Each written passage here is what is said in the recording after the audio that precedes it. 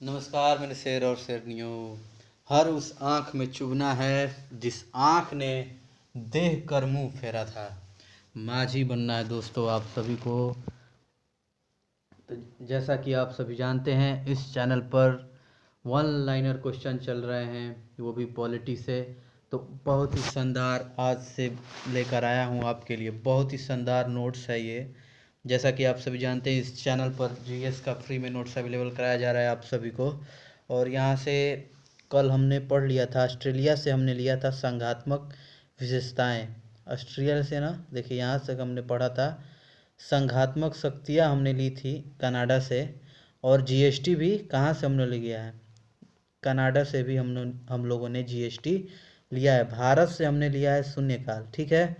तो जैसा कि आप सभी हम जानते हैं कि हम पॉलिटी पढ़ रहे हैं, भाग या दूसरा पढ़ रहे हैं हम। भाग दूसरा है यह पॉलिटी जो मैंने अभी आपको फिलहाल में भी पढ़ाया था, उसका भाग एक मैंने करा दिया है और भाग ये 2 चल रहा है। वन लाइनर क्वेश्चन, बहुत ही शॉर्ट नोट्स में यह पॉलिटी से एकदम महत्वपूर्ण क्वेश्चनों का यह संग्रह है। कम से कम 1000 क्वेश्चन प्लस है इसमें। ठीक है।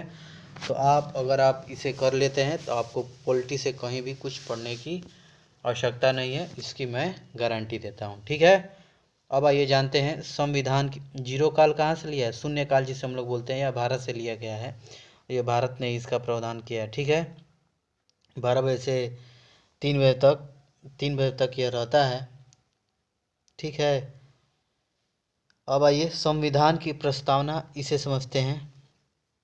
यह प्रभुत्व संपन्न और समाजवादी, पथ निरपेक्ष, लोकतांत्रिक, गणतंत्र, ये सब थे। ये जनता के द्वारा जनता के चुने गए सरकार होते हैं। डी, लोकतांत्रिक।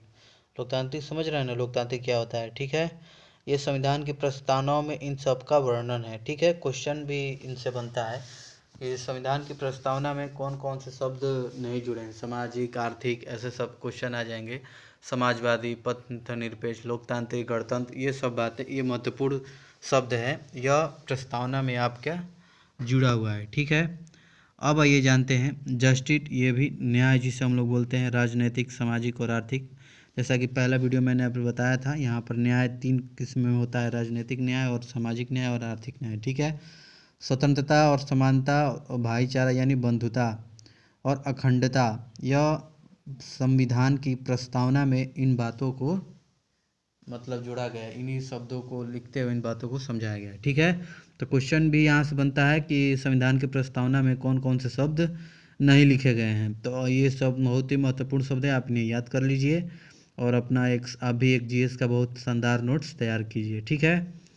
फ्रांस की क्रांति जो कि 1789 में हुआ था, और फ्रांस की क्रांति जो हम 1789 से मतलब लिए हैं, यही कौन सा भाईचारा, जो बंधुता होता है ना, बंधुता, भाईचारा, प्रेम, ये सब हमने लिया है। ठीक है। और न्याय का जो 3 भागों में है, वो 1917 में रशियन रिवॉल्यूशन से हमने लिया था। ठीक है। ये बात आप ध्यान में रखिएगा, बहुत ही महत्वपूर्ण है यह। हम भारत के लोग भारत को SOSDR बनाना चाहते हैं। ठीक है। इसका मतलब क्या हुआ? प्रभुत्व संपन्न, समाजवादी, पंथ निरपेक्ष, लोकतांत्रिक, गणतंत्र, हम सब बनाना चाहते हैं। ठीक है। यहाँ पर देखिए शॉर्ट में यहाँ पर उस मतलब लिखा गया SO यानी प्रभुत्व संपन्न, SO यानी समाजवादी। ठीक है। और S यानी पंथ निरपेक्ष, D यानी लोकतांत्रिक, R यानी गणतंत्र। ठीक है। अब आइए जानते हैं, हमारे यहाँ कोई भी पद अनुवांशिक नहीं होगा। यह लोकतंत्र, जब चुनाव है, चुनाव होगा, आप जीतेंगे भारी बहुमतों से, तो आप जो आपका जो पद है आप उसके लिए चुने जाएंगे। ठीक है। यहाँ पर लोगों द्वारा आप चुने जाएंगे। ये नहीं कि बाप एक बार मंत्री बन गया तो बेटा भी मंत्री बनेगा, ऐसा यहाँ पर नहीं है। ठीक है। वो बात अलग है कि आप बीसीसीआई का सेक्रेटरी बन जा रहे हैं, वो बात अलग है। अब आइए आगे जानते हैं। भारत में कहीं भी घूमने फिरने की स्वतंत्रता, अपने विचार व्यक्त करने की, संघ बनाने की स्वतंत्रता है। ठीक है। हमारे देश में कोई बाहर आदमी आकर रहना चाहे तो मोस्ट वेलकम है, बट हमारे देश का कोई राज हमारे देश में अलग होने की बात करेगा तो यह कतई उचित नहीं है। ठीक, आप हमारे देश में रहना चाहते हैं, आइए रहिए, मोस्ट वेलकम है। चुगलखोरी करेंगे तो यह गलत बात है। ठीक है, आइए रहिए, प्यार मोहब्बत से रहिए और यहाँ की नागरिकता लीजिए। ठीक है, अब आइए चलिए जानते हैं संविधान में ऐड किया गया या बाद में इसे जोड़ा गया था, जो कि 42वां अमेंडमेंट हुआ था 1976 में। 42 अमेंडमेंट यानी संविधान संशोधन 1976 में हुआ था। क्या हुआ था, आइए समझते हैं, आपको पूरे विस्तार से समझाते हैं। ठीक है, शेड्यूल फर्स्ट में दिया गया था भारत के राज्यों एवं केंद्र शासित प्रदेशों के नाम, जो कि 29 स्टेट थे उस समय। ठीक है, अब तो 28 है। जब सबसे पहले राज्यों का गठन हुआ तब 14 स्टेट थे और 6 यूटिटरीज थे, यानी 6 केंद्र शासित प्रदेश थे। ठीक है,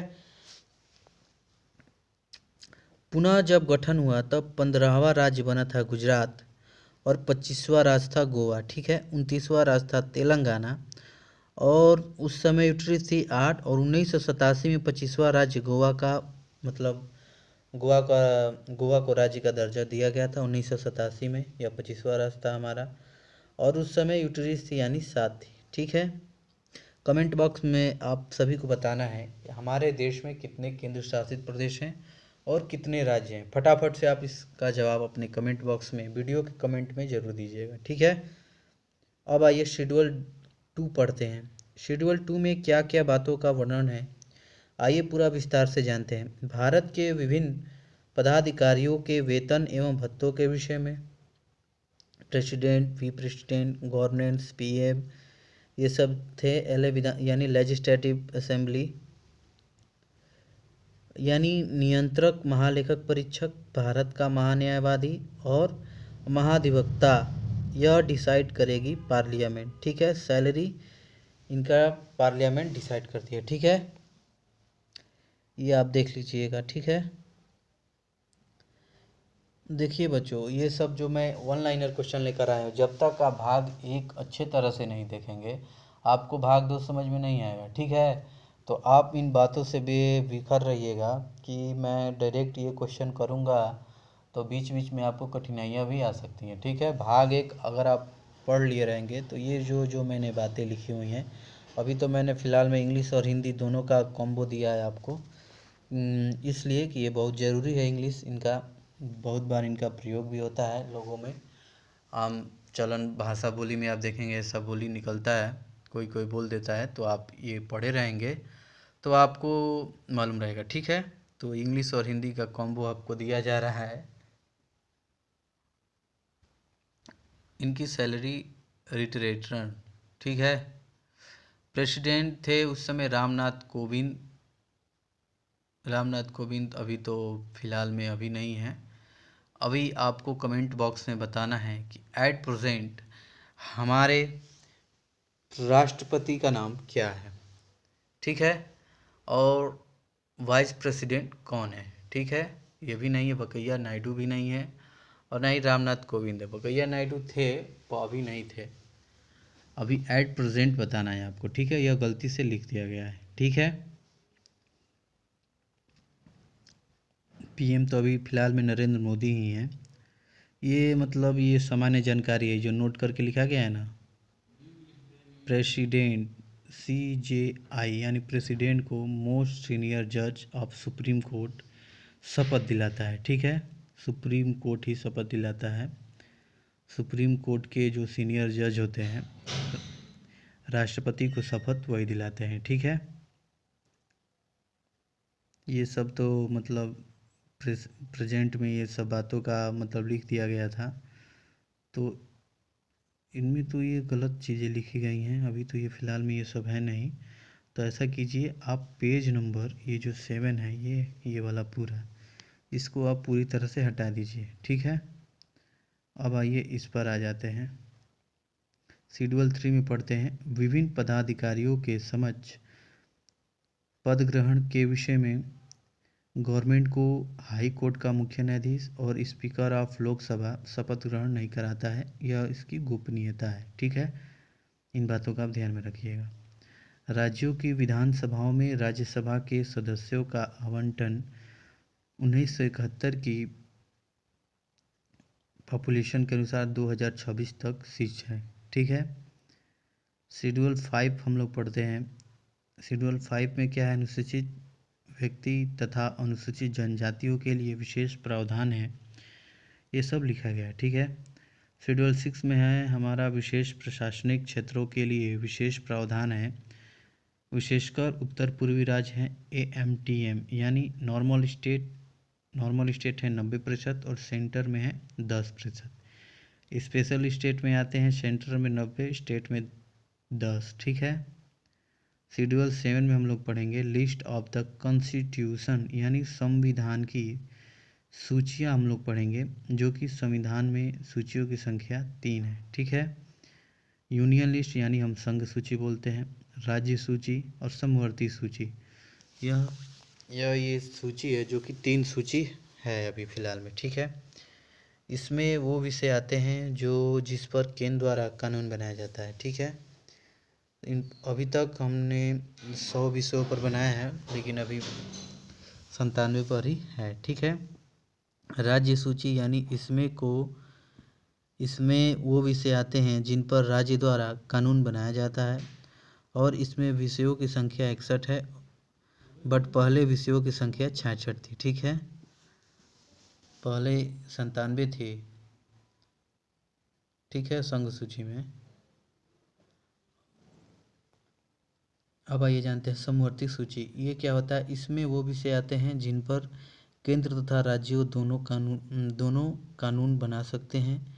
इसमें विषयों की संख्या 52 है, बट पहले इसमें 47 हुआ करता था। ठीक है, अब इसमें परिवार नियोजन, माप और तोल, ये सब वन इन सब बातों पर को भी जोड़ा गया है इसमें। ठीक है, शेड्यूल 8 में पढ़ते हैं संविधान की भाषाएं। मूल संविधान की 14 भाषाएं हैं। ठीक है, मूल संविधान की सीधे क्वेश्चन आपसे पूछा जा सकता है, मूल संविधान की कितनी भाषाएं हैं?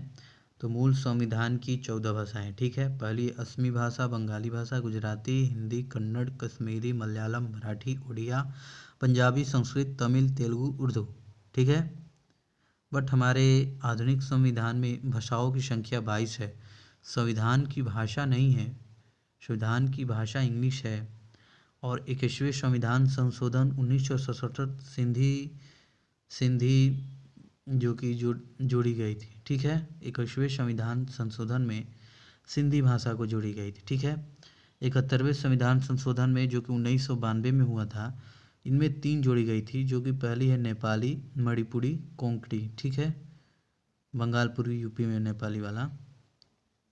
92वें संविधान संशोधन जो कि 2003 में 4 जोड़ी गई थी। पहली थी मैथिली, बोडी जो कि नागालैंड असम में बोली जाती है, डोंगरी, संथाली जो कि झारखंड में पड़ता है। ठीक है, समवर्ती सूची, राज्य सूची, ये सब आपने पढ़ लिया। और ये संविधान की भाषाएं अभी आप लोगों ने पढ़ लिया। तो क्वेश्चन आपको बनेगा कि मूल संविधान की भाषा और आधुनिक संविधान में भाषाओं की संख्या। आधुनिक संविधान की जो भाषा है वो 22 है, और मूल संविधान की भाषा कितनी है? 14 है। ठीक है, तो बच्चों आज के लिए बस इतना ही रखते हैं। इतना थोड़ा थोड़ा करके पढ़ेंगे तो आपको समझ में आएगा अच्छे से। अगर कहीं भी आपको कुछ दिक्कत आ रही हो तो आप इस वीडियो में एक कमेंट के माध्यम से आप मुझे क्वेश्चन कर सकते हैं। यहाँ पर इन बातों की क्लियरिटी मुझे नहीं आ रही है। ठीक है, तो आप अपने क्वेश्चन जरूर लिख दीजिए कमेंट बॉक्स में। बेफिक्र होकर फ्री माइंड से पढ़िए। अभी आगामी परीक्षा SSC GD का भी होने वाला है, यूपी पुलिस भर्ती भी है, इसकी भी भर्ती आएगी, लेकिन अभी थोड़ी देर है।